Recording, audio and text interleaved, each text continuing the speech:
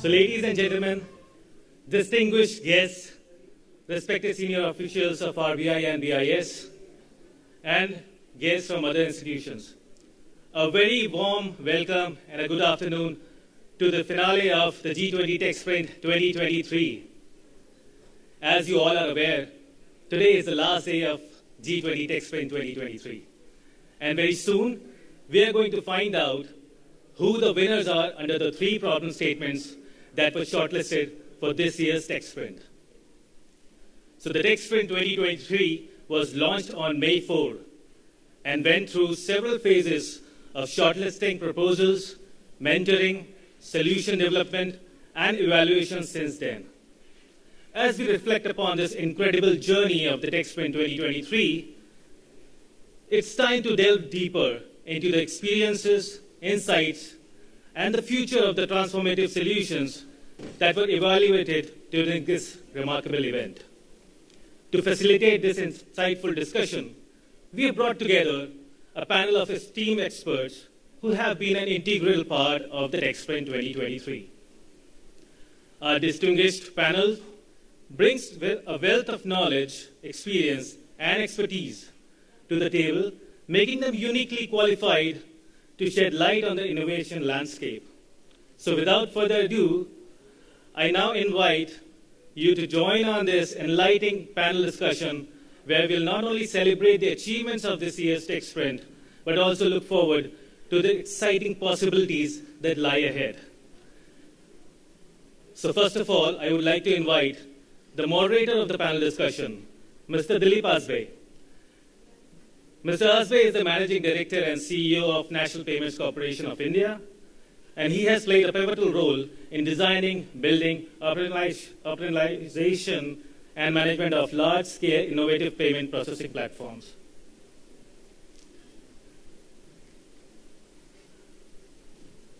Ladies and gentlemen, among the panelists, we had the head of BIS Innovation Hub, Ms. Cecilia Skingsley. She is a member of BIS Executive Committee, and previously she held the position of First Deputy Governor of the Riksbank since November 2019. Our next panelist, Ms. Violaine Clerc, Executive Secretary, Financial Action Task Force, FATF. Ms. Clerc has more than 25 years of experience in prudential and anti-money laundering. Our next panelist, Mr. Bryan Zhang. He is the co-founder and the executive director of Cambridge Center for Alternative Finance. He has led and co-authored more than 50 high-impact fintech market books. Last but not the least panelist, Mr. Andrew McCormack. He is the Chief Operating Officer at Etihad Payments. And prior to joining Etihad Payments, he was the center head for BIS Singapore Center. With that, the floor is yours.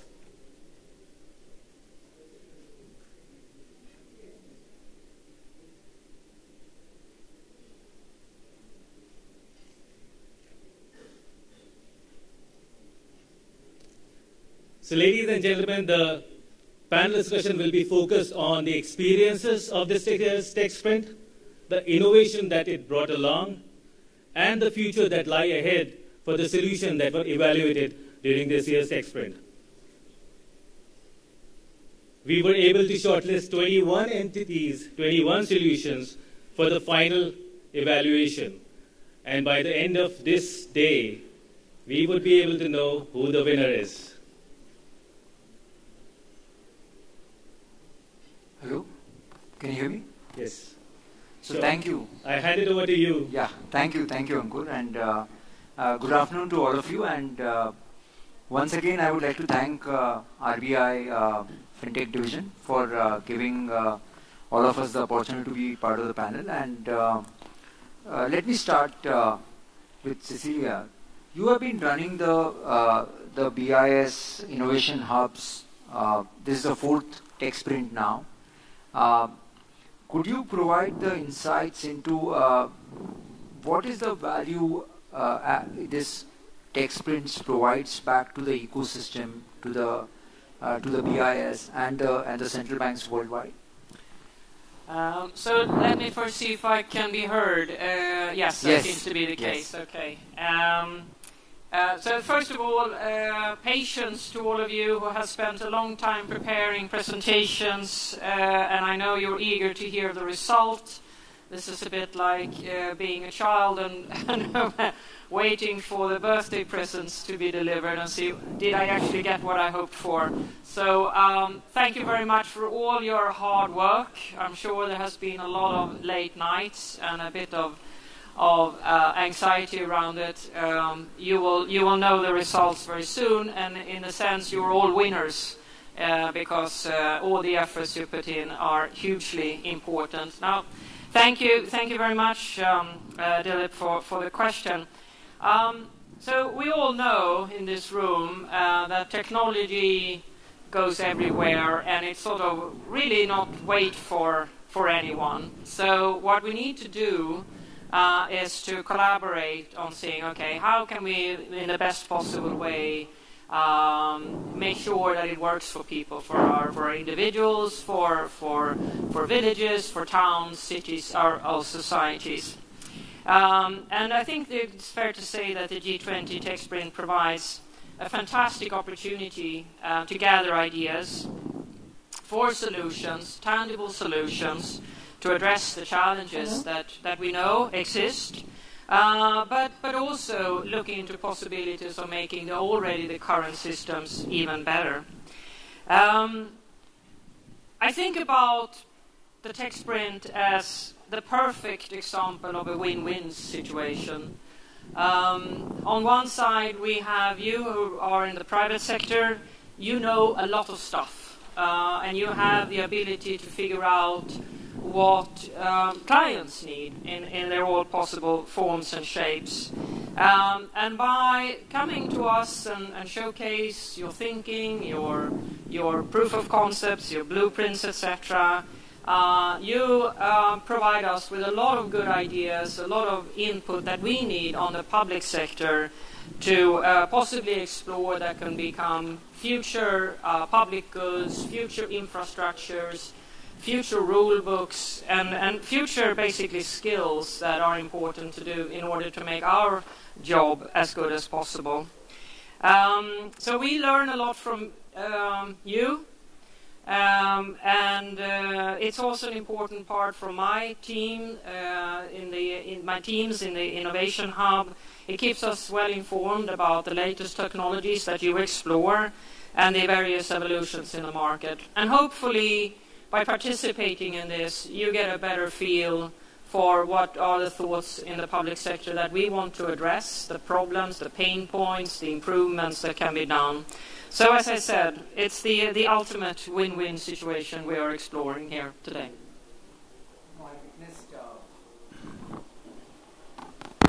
I witnessed also some of the technical brilliance which we saw last 2 days, and I fully agree with your points. Let me go to Violaine next. Compliance with the AML CFT is the one of the most critical aspect of the cross-border payments, and I think the biggest challenge also, right? And that's where we see so many rules put up by the regulators. How does FATF looks at to solve this, and especially using the technology? Can you please help us, guide us? Yes. So thank you, Dilip. So I think I should say first that we all share a common interest in making payment faster, cheaper, more transparent, but also safer. And we have criminal flows that hinder the attainment of this objective, which supports sustainable growth. Though we have to work together to achieve this common goal to support sustainable growth and make payment faster, once again cheaper, but also safer. So we understand on the FATF side that some friction exists, and in 2021 we have already carried out a stock take to identify this friction, and to work on it to reduce the friction. So that's why since then we have been working on reducing this friction, starting with our work on the beneficial ownership. We have revisiting our standards to facilitate, the access for financial institutions to the beneficial ownership information. We also have worked with public and the authorities and the private sector to better collaborate, to find a way to better collaborate, making use of innovation. So we have carried out a study in 2022, and we have issued recommendation in the context of our work on digitalization to see how we can make use of digitalization to better cooperate and to support partnership between public and private authorities. And moving now to the requirement, the specific requirement, which is the so-called travel rule, and which is very often seen as an obstacle. So on the FATF side, of course, we see it as an enabler because it enables financial institution, public authority to go after the criminals, to seize assets, and to recover the assets and to return the assets which have been stolen to states and to the victims. So that it's very important when we are trying to support economic growth, but also financial inclusion. So what we are doing in that field, we are amending our standards, working closely with other public authorities and also the private sector, though we are incorporating the new payment message 2022, and we are also taking into account the evolution of the payments market, having in mind how and to what extent digitalization, innovative tools can help us collectively to go forward and to implement this requirement in a smooth way, avoiding also something that I have heard during this TechSprint, duplication to the extent possible. It means that we are also trying to work with data protection authority to see how we can reconcile, on one hand, fighting against criminals, and on the other hand, data privacy that we should also respect. So, doing so, I think as policymaker and standard setter, we have an ultimate goal now for the time being, which is making good use of innovation. We have to be seen as an enabler and not as an obstacle to promote innovation and to make a better use of innovation to be able to achieve our goals. So I think I will stop there for this first question. Thank you. Thank you so much. And I don't know if there is anybody in the room or any panel you have not spoken about the Rule 16. And all of us keep that as a printout in our offices to keep reminding us what are the requirements. Bryan, can you please introduce the Cambridge Center for Alternative Finance, including its association with the G20 TechSprint? No. And many congratulations to the RBI and the BIS Innovation Hub for organizing this fantastic TechSprint. So I'm the director of the Cambridge Center for Alternative Finance at the University of Cambridge Judge Business School. And we do three things. We conduct empirical research to shed light on the development of technology-enabled financial innovation on the market side, but also corresponding regulatory, supervisory, and policy innovations on the public sector. We create and also co-create scalable open access digital tools as digital public goods, but also, finally, we design and deliver online capacity building training programs at scale. So over the last 9 years, it's been our privilege to collaborate with over 6,000 fintechs in 195 countries, but also work very closely with 320 central banks and security regulators around the world on financial innovation, but also regulatory innovation. So we're really keen to support efforts such as this by the RBI and the BIS Innovation Hub, because we need more innovation. We need more digital solutions. We're going to be announcing the three winners soon, but evidenced by the caliber of the presentations over the last two days, dare say we need more hundreds, if not thousands more solutions to be implemented and prototypes. Because the world needs more innovative solutions to ensure the financial innovation is scalable, is sustainable, but also inclusive. And also we need more innovations on the public side to ensure the effective regulations and supervision of the digital financial services. So we at the center, we have our own global supervisory tool challenges. We work with about 40 financial authorities to move from POC to rapid prototyping, and we'll be supporting the BIS in launching the SubTech Week later in the year as well. Thank you. Thank you so much, Bryan. India is amongst one of the few countries who have launched the CBDC platform, both wholesale, retail, planning to look at launching the next version of CBDC with the programmability, the offline, the cross-border, and I truly believe that the RBI is at the, I can say that, center of innovation, not only from a country standpoint, but from the world standpoint. And when we looked at CBDC, Andrew, what's your experience about the MCBDC while you were working in the BIS? Obviously you can speak about that in your current role also as a CEO of Etihad Payments. But in general, how do you think MCBDC can play the role in the cross-border payments, or looking at its impact on the G20 TechSprint, what we participated? Hear me? Yes. Yeah. An honor to be here, sharing the stage with esteemed colleagues and to be participating in this event once again, and this time from the other side of the table. Certainly, I've been involved in various CBDC-related initiatives over the past, 6 or 7 years, I guess. And I think I've noticed, obviously, a lot of development and maturity in this kind of space since the days of Project Jasper and whatnot with the Bank of Canada back in 2016. And certainly observed that in many cases emerging markets are leading. And in fact, I think that's not just necessarily exclusive to CBDC developments, but if you think about M-Pesa or other developments in Africa, UPI, of course, would never miss a chance to celebrate MPCI's great achievements on stage, of course, Dilip. And the RBI, of course, has been a huge progressive sponsor of pushing for innovation, and I think that's critical.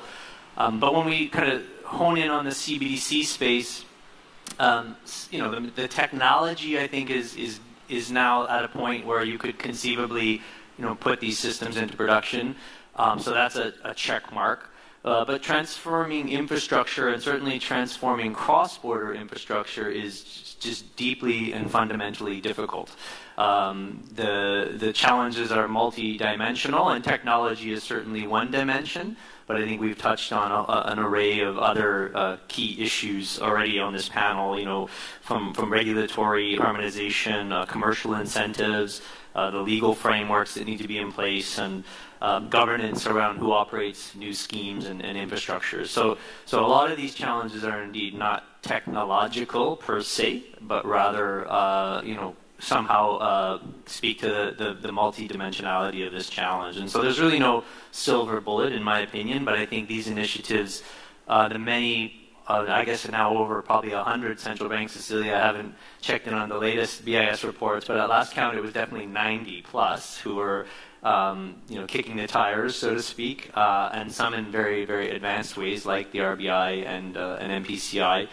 Are leading the charge. So we're probably at least 100 projects into this experiment. It's really interesting now to see the domestic space sort of starting to take off. And then the question is, how do we consolidate that and bring the value of this new capability across borders? And that is indeed the next phase of the challenge. So I'll stop there. Thank you, Andrew, and let me come back to Cecilia. And the way we talk about the FATF report and travel rule, one of the most read papers of BIS has been the cross-border and its 19 building blocks. Can you please help us understand how this 19 building blocks connect back to the TechSprints and its impact on overall cross-border payments worldwide?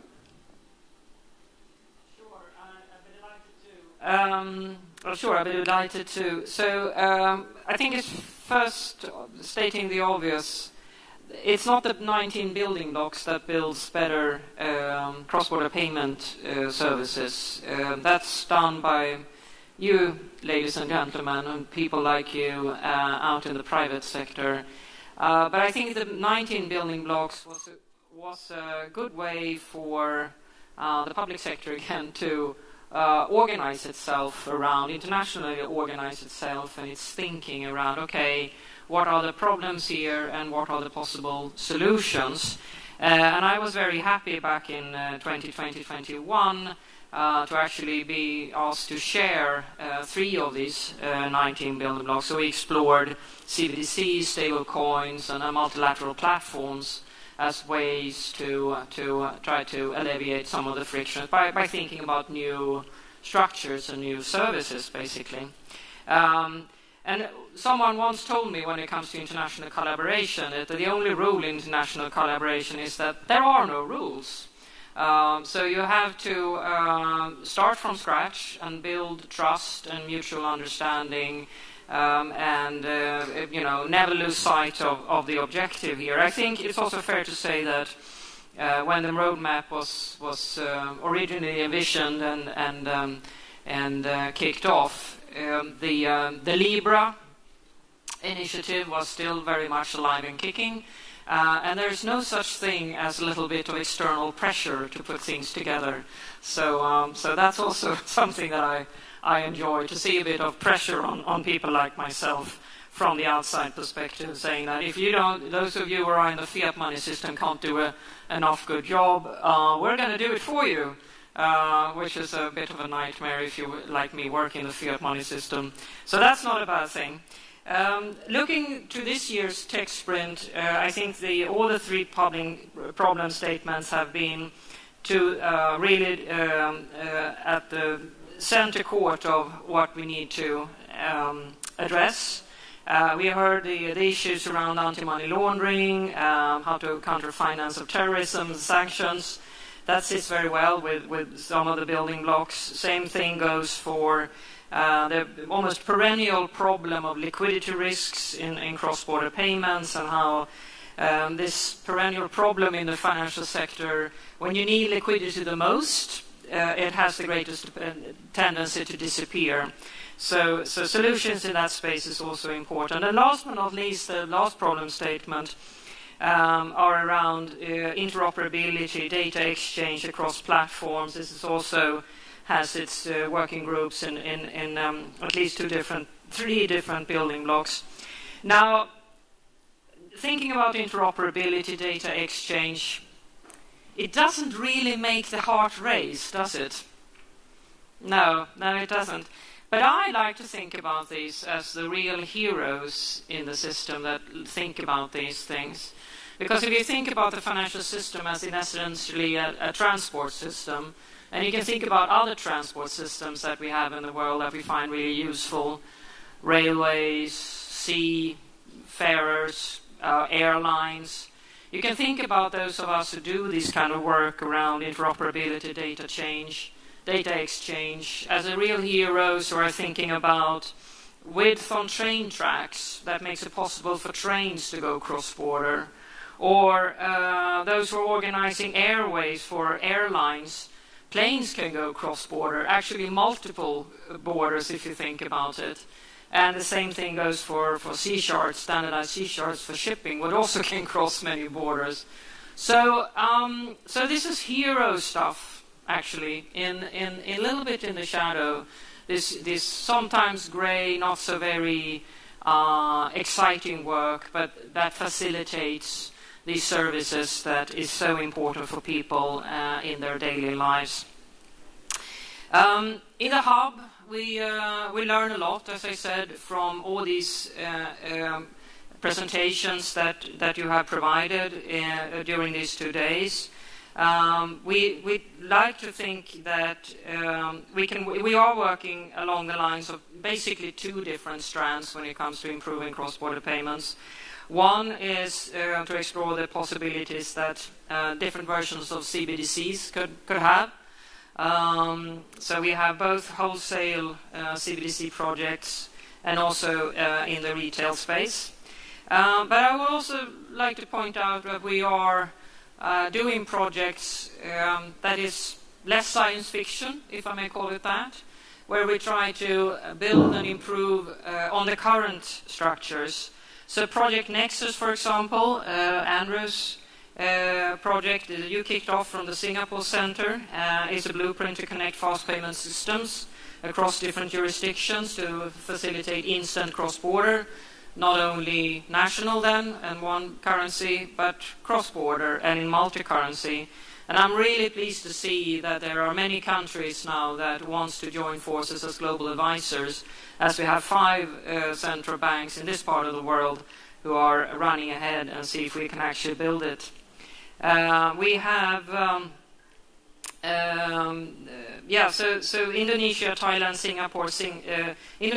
Singapore, Malaysia, and the Philippines are the first 5 brave ones who have committed to use the Nexus as a framework to connect the fast payment systems. We work in a transparent way, and this is hugely important. A lot of people want to know what is the best way forward. I think transparency is good for many different ways. It makes it possible for the rest of the world to see what's going on. It makes it possible for the rest of the world also to interact into what's going on. And from where I see the world, transparency is an important feature. It makes us present ourselves in the best possible way and aim to find solutions. And by having the BIS and the BIS Innovation Hub participating in many of these efforts, I think that's a good guarantee for making this process as open as possible. I'll stop there. Thank you so much, Cecilia. I think it's very interesting, and as you rightly said, even G20 has some of the principles like transparency, access, inclusion, and affordability, and all of us, when we think of cross-border, we keep on thinking that how do we comply back at a broader level to these principles. Violaine, when you look at the AML CFT challenge, how do you see central banks coming together and trying to solve this? And also, when we look at even the solutions readily available in this market, there is no such thing as gold standard. Please correct me if I'm wrong. But how do you see the regulated entities, the innovation hub, can actually create a kind of a solution which can be adopted by the central bank or the entities like us who are like implementing agencies for the real-time payments for the domestic and the cross-border connectivity? So allow me to start first with what criminals are doing and developing. So Cecilia referred to the cross-border payment roadmap with 19 building blocks. Indeed, I think that's not the number of building blocks which is important, but what public authority are trying to do. Because I don't know which number of building blocks criminals have, but what we are been observing is that they are scaling up operation to generate even more dirty revenue.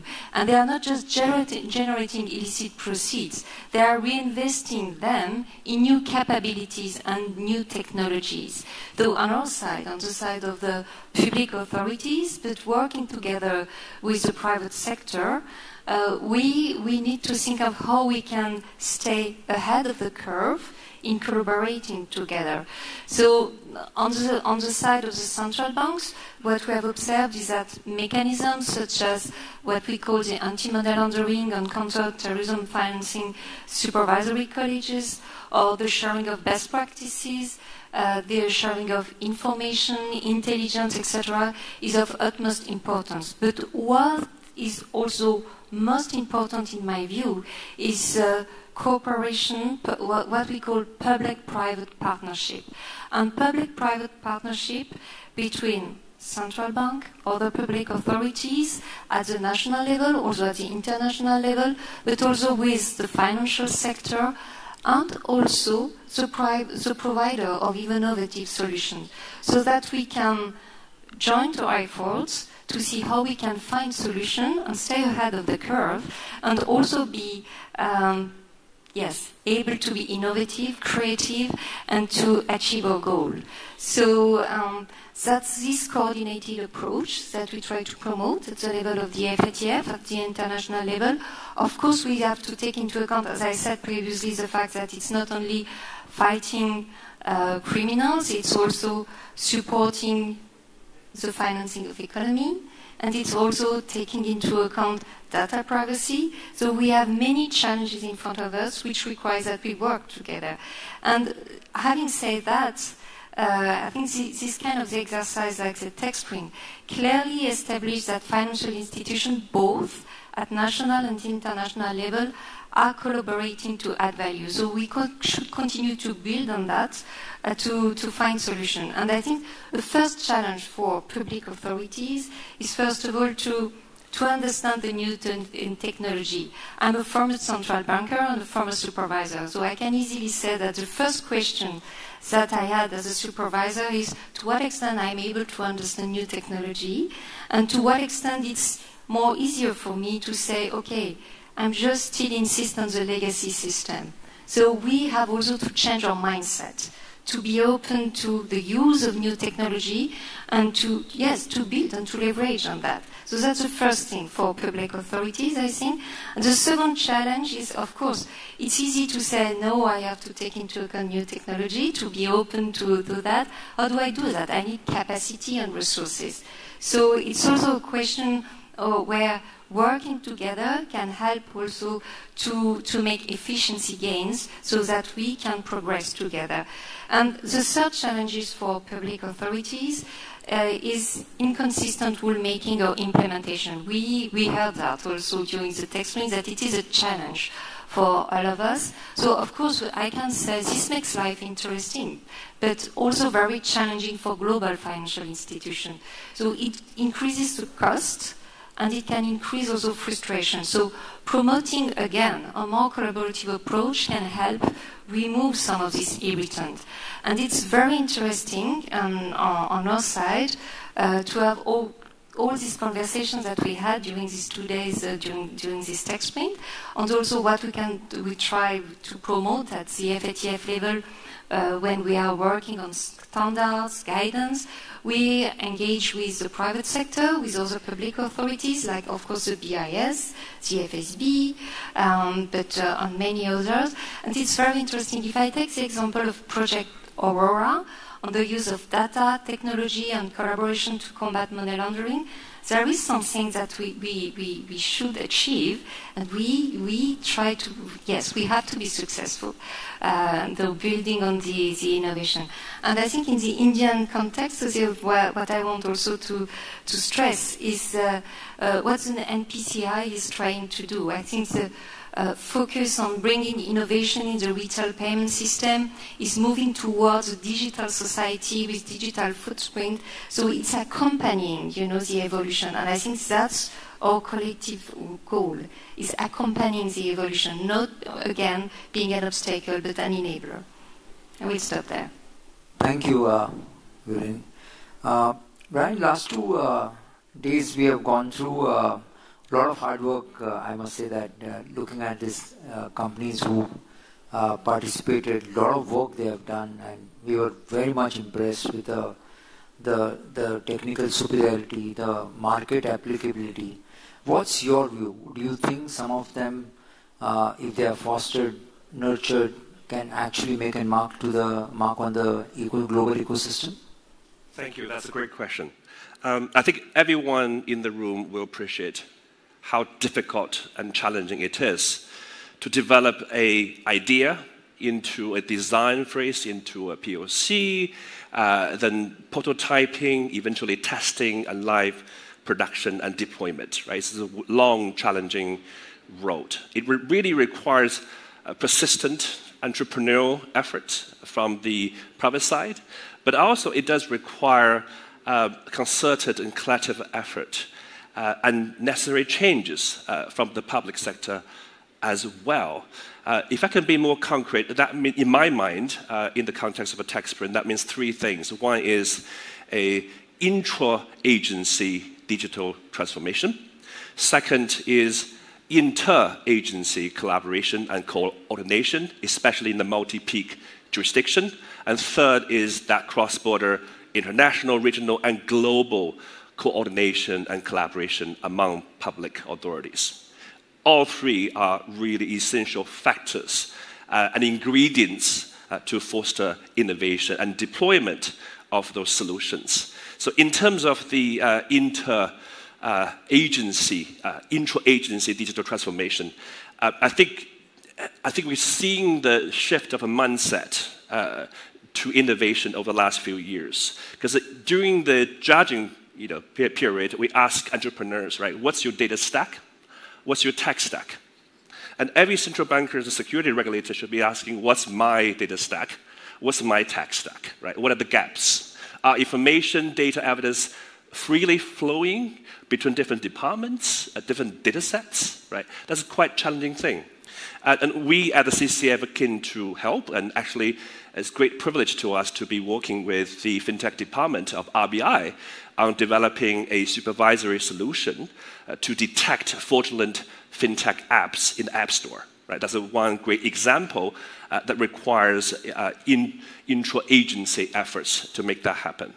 The collaboration between multiple agencies in the multi-peak jurisdictions is also important, right? Because we don't want the public sectors in the country to be walled gardens, right? But the information sharing, intelligence sharing, and data flowing should be freely, right, among different public authorities. So one of the solutions we developed during our SubTech Lab Global Challenge is a collaboration between the Philippines Central Bank, BSP, and Philippines SEC to leverage natural language processing and machine learning to collect consumer protection data from the website and from the social media. It's a great testament of a collaboration between two agencies in the country.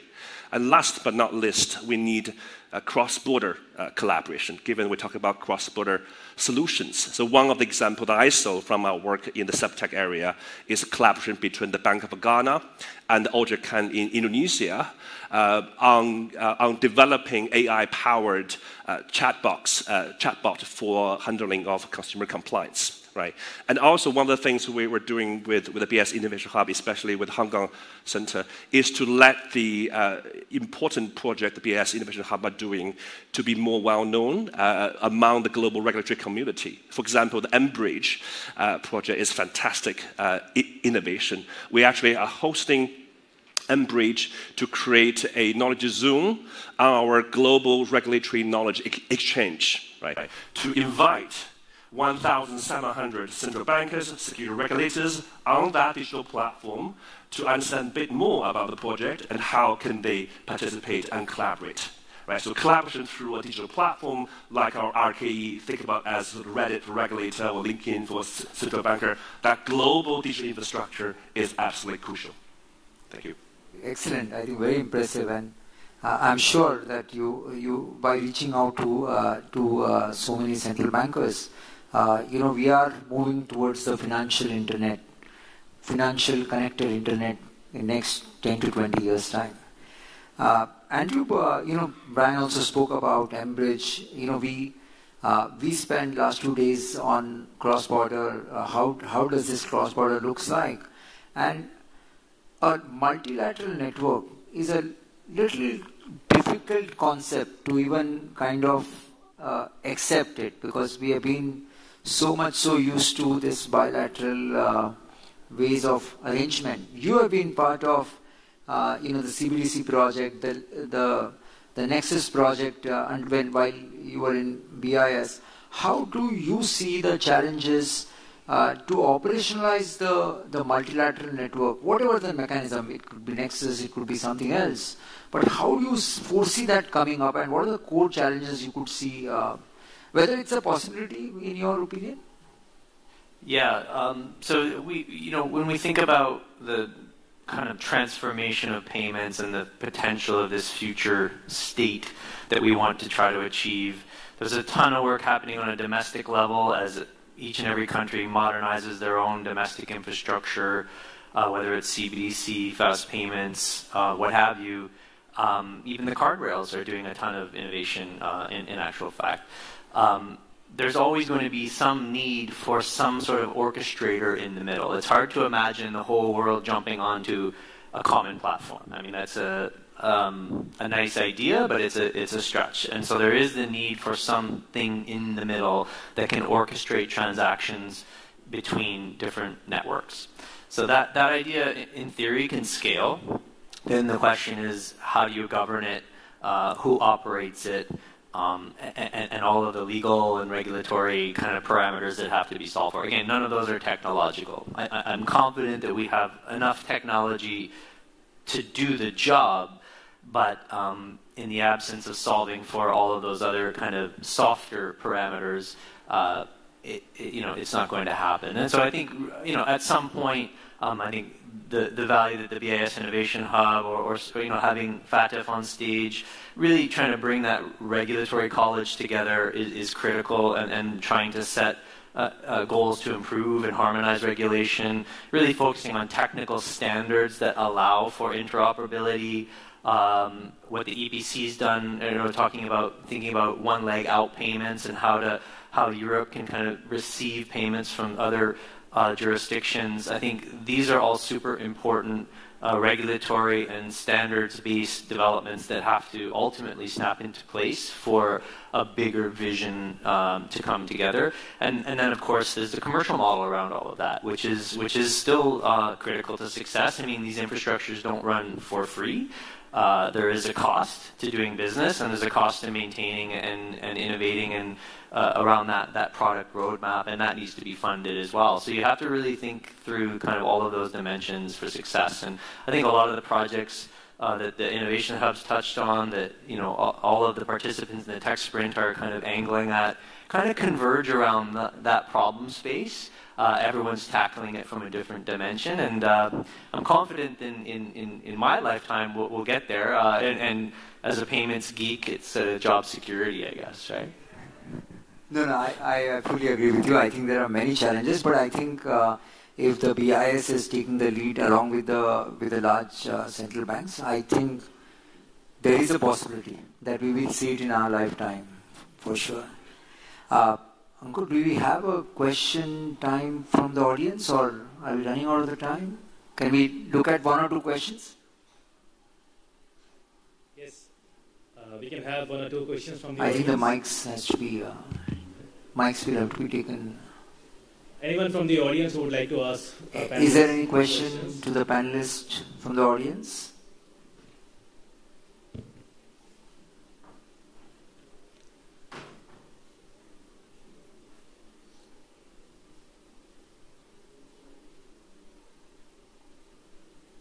Yeah, Benedict. So a lot of the presenters in the last 2 days, they rightfully connected quite of the topics that you were covering, including also the importance of digital identity.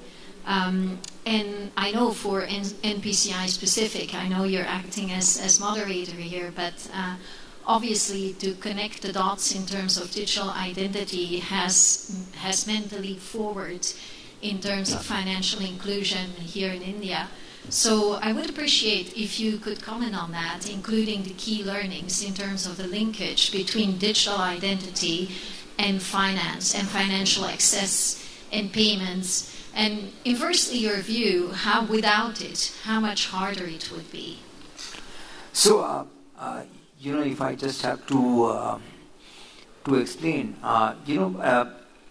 the NPCI and the unique ID actually formed almost at the same time, somewhere in 2009, end of 2009, and the UIDI had been thinking that while we issue the ID to every citizen, what is the use of that? Because if it's not used, nobody's going to remember that ID. And then the government, UIDAI and RBI kind of work together a plan for financial inclusion. So if I just have to tell you what was before the unique ID started used for the financial inclusion, there were smart cards. There was offline smart cards, which can have the customer information which is locally stored on the card, and that card can be used on some POS machine.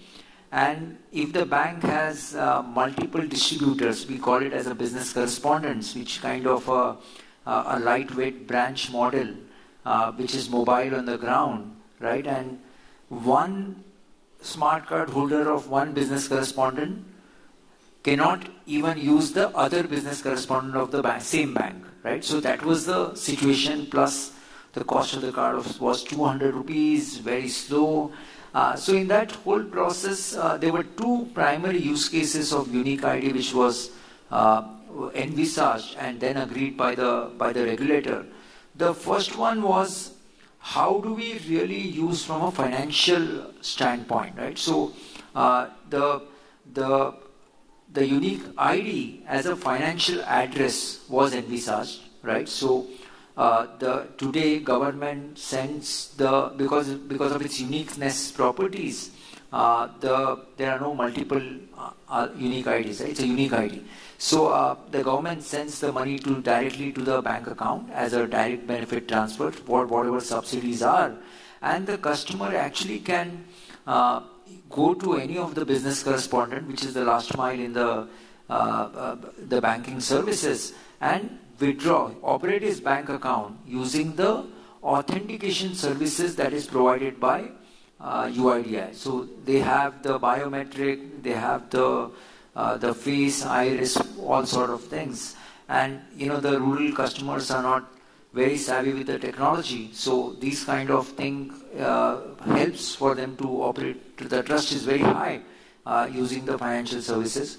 The second use case again was envisaged by UIDAI and agreed by all the regulators was KYC, right? So if using any of the biometric or OTP, you could actually do the KYC and onboard onto the financial services. So that KYC, Aadhaar KYC is what we call, is a OVD, officially valid proof or document, which has been agreed by all the regulators. So you can open a bank account real time using the real time KYC. So these were the two use cases were thought, and I think phenomenal success because of the policy innovation from the regulator side and the unique ID, trying to create such a great system for the country.